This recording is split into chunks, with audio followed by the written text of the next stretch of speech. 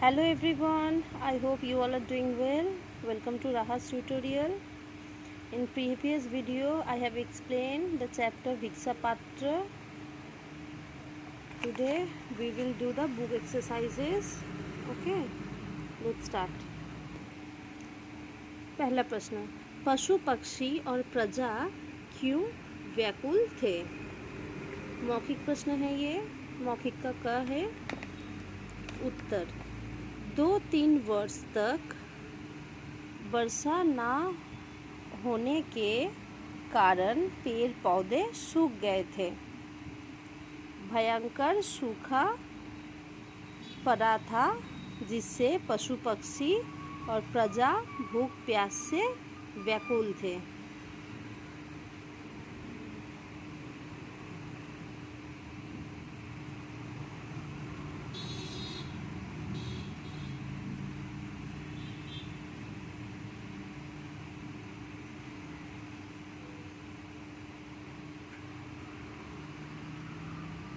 दूसरा प्रश्न, नगर वासियों की व्याकुलता देखकर महात्मा बुद्ध ने क्या किया?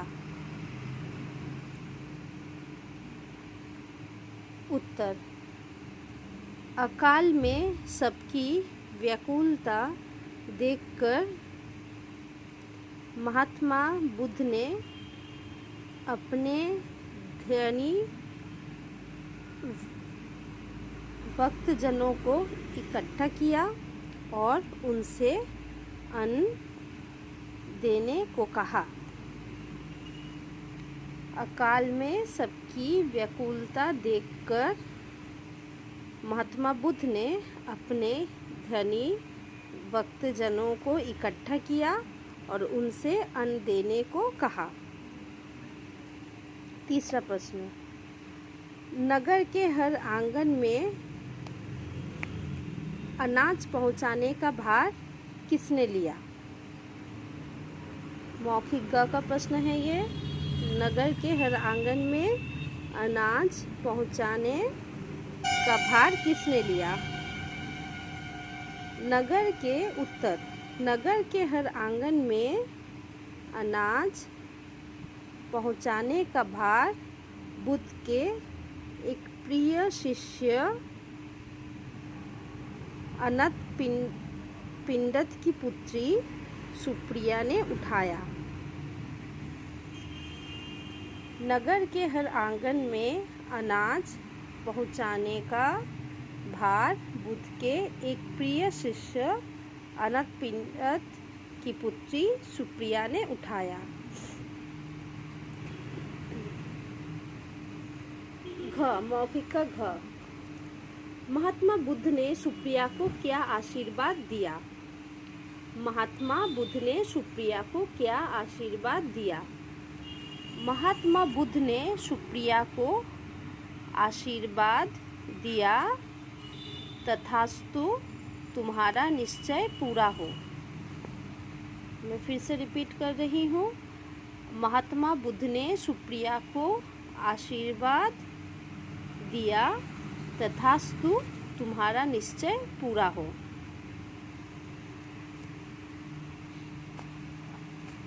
अब लिखित का प्रश्न का, महात्मा बुद्ध ने नगर के संपन्न लोगों से क्या प्रश्न किया? महात्मा बुद्ध ने नगर के संपन्न लोगों से क्या प्रश्न किया? उत्तर, महात्मा बुद्ध ने नगर के संपन्न लोगों से प्रश्न किया, प्रियजनों बोलो, भूखी प्रजा को अन्न देने के लिए तुम में से कौन कौन तैयार है? महात्मा बुद्ध ने नगर के संपन्न लोगों से प्रश्न किया, प्रियजनों बोलो, भूखी प्रजा को अन्न देने के लिए तुम में से कौन कौन तैयार है? लिखित का ख, रत्नाकर सेठ का माथा लज्जा से क्यों झुक गया? रत्नाकर सेठ का माथा लज्जा से क्यों झुक गया? उत्तर, रत्नाकर सेठ प्रजा की मदद करने में स्वयं को असमर्थ पा रहा था। रत्नाकर सेठ प्रजा की मदद करने में स्वयं को असमर्थ पा रहा था, इसलिए उसका माथा लज्जा से झुक गया। लिखित का ग। सुप्रिया कौन थी, उसने बुद्ध से क्या कहा? सुप्रिया कौन थी, उसने बुद्ध से क्या कहा? उत्तर, सुप्रिया बुद्ध के एक प्रिय शिष्य अनाथ पिंडत की पुत्री थी। सुप्रिया बुद्ध के एक प्रिय शिष्य अनाथ पिंडत की पुत्री थी। उसने बुद्ध से कहा कि वो नगर के हर आंगन में अनाज पहुंचाने का भार लेती है। उसने बुद्ध से कहा कि वो नगर के हर आंगन में अनाज पहुंचाने का भार लेती है।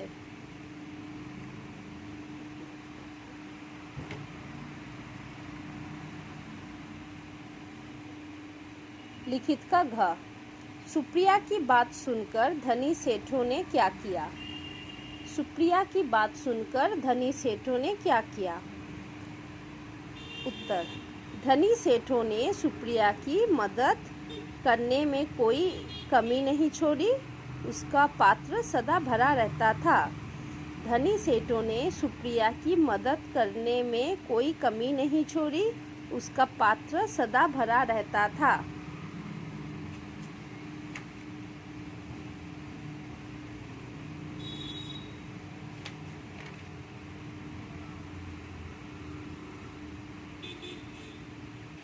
चलिए अब नंबर 2 का सही उत्तर चुन के लगाओ।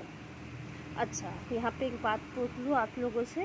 Thank you who have subscribe my channel, और जिसने अभी नहीं किया है प्लीज़ सब्सक्राइब कर लें।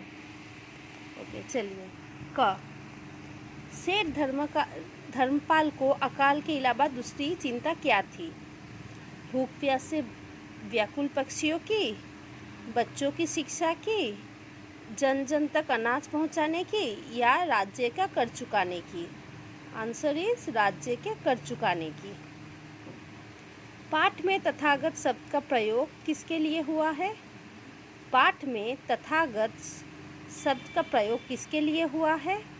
जयसेन, महात्मा बुद्ध, धर्मपाल, अनंत पिंडत। Answer is Mahatma Buddha. चल आज यहाँ तक ही, फिर दूसरे वीडियो में मिलते हैं। Take care, bye.